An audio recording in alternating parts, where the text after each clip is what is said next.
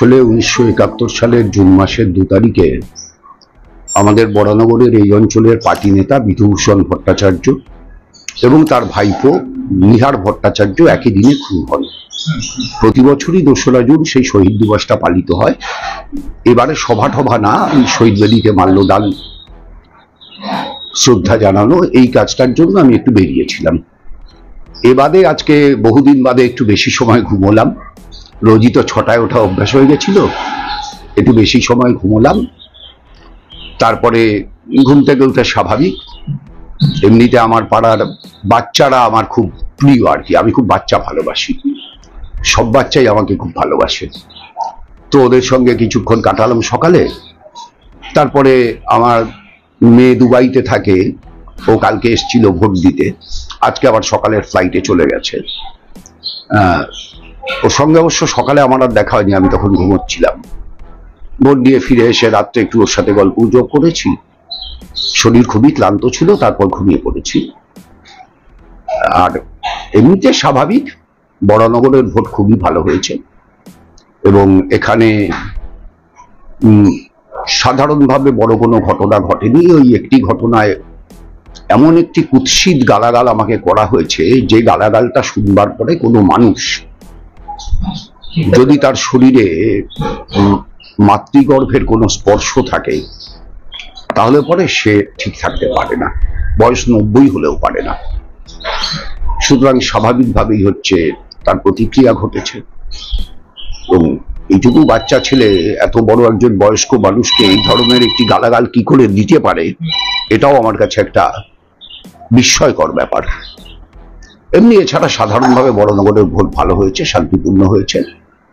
বিশেষ করে আমি পুলিশ প্রশাসন যখন যে বিষয়ে তাদের হস্তক্ষেপ করতে বলা হয়েছে তারা হস্তক্ষেপ করেছে।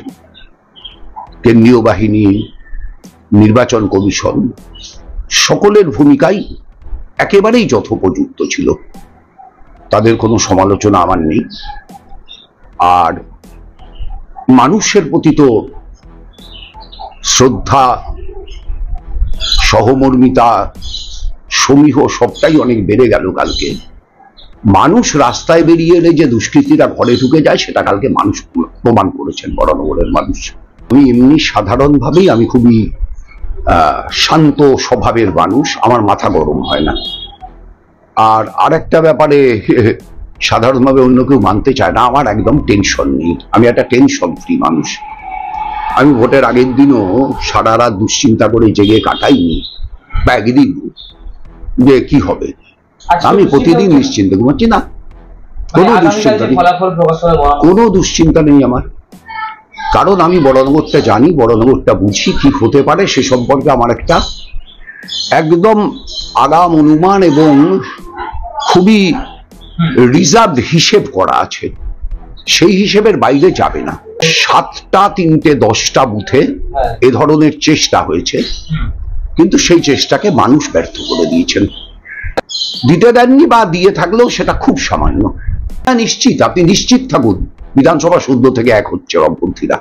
সিভোটের কথা বলুক, সমীক্ষার কথা বলুক, ওটা ওদের করা সমীক্ষা, আমার নিজের করা একটা সমীক্ষা আছে। তো বরানগরকে মানুষকে চিনে করা সমীক্ষা, বরানগরকে জেনে করা সমীক্ষা, আর দুটো ভোটারের সঙ্গে কথা বলে সমীক্ষা, এটা একরকম হবে না।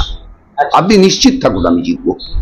বিকেল 4টে বাজবে কেন, বিধানসভার তো 12টায় শেষ হয়ে যাবে।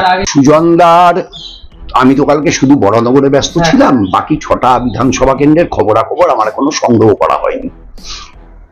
বরানগর থেকে সুজনদা লিড পাবে, এ নিয়ে কোনো সংশয় নেই।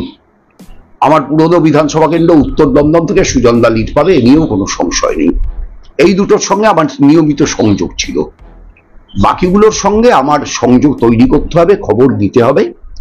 তবে সাধারণভাবে যে পরিবেশ, সেই পরিবেশ সুজনদার জয়ের পক্ষে বিদ্যমান, এটাই হচ্ছে আমার বিশ্বাসের মধ্যে আছে।